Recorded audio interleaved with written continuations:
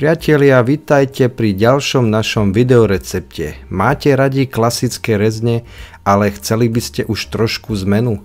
No tak si poďme pripraviť klasické vyprážané rezne na trošku iný spôsob, tzv. Jägerschnitzel. Poďme spolu variť.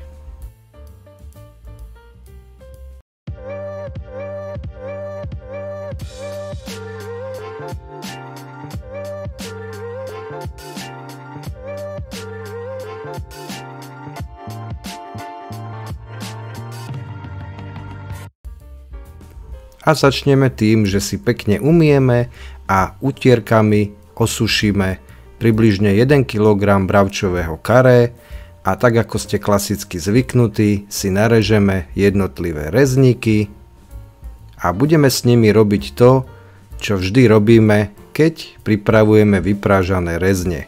Čiže najprv naklepeme z každej strany do požadovanej veľkosti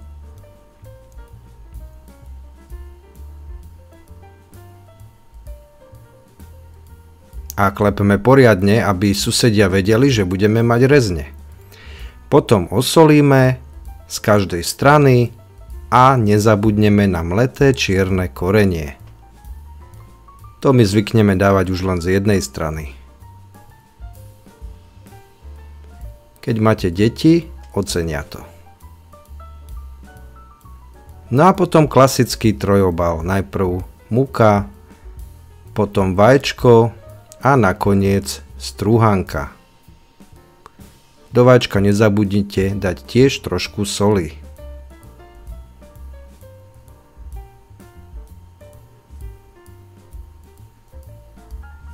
Malý trik, možno poznáte, nepoznáte.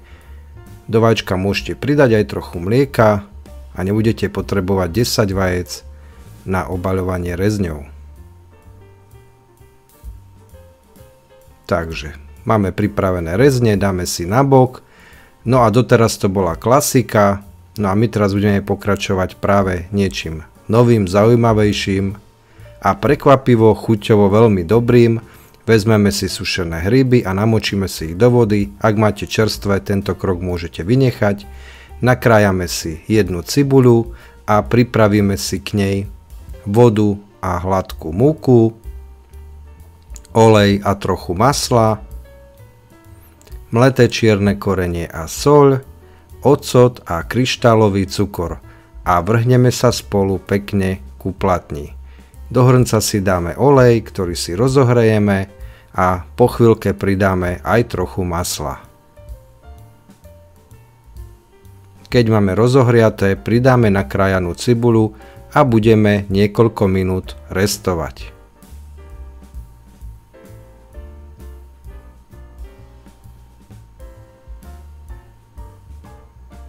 Potom pridáme hríby, vodu sme z nich zliali a znova spolu nejakých 5 minútiek restujeme.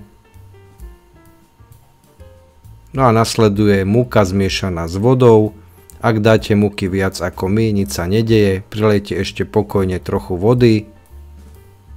No a necháme pekne spolu prevariť, aby nám hríby pustili chuť. A budeme pokračovať ochutením pomocou soli a mletého čierneho korenia.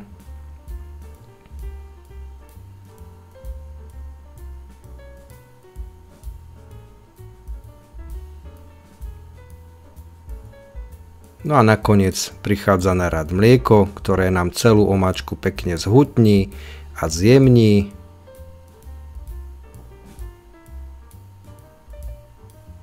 No a omáčka je viac menej pripravená. Nakoniec sme ešte do nej pridali cukor a ocot na vyváženie chuti, na to nezabudnite.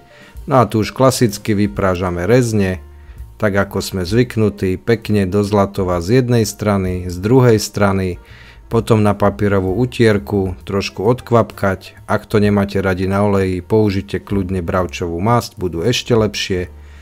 No a servírujeme napríklad aj takto pekne so zemiačikmi na kolieska alebo zemiakovou kašou a nezabudneme preliať fantastickou hríbovou omáčkou a Jägerschnitzel je hotový a môžete podávať.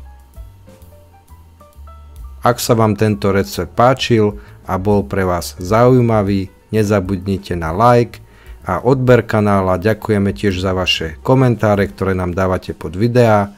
No a budeme sa tešiť opäť na budúce. Pripomíname ešte, že nás môžete podporiť aj tak, že sa stanete členom tohto kanála, a máme aj druhý kanál Obdivuhodný svet, kde sa môžete dozvedieť zaujímavé veci z histórie. Odkaz na neho nájdete v popisku videa. Majte sa.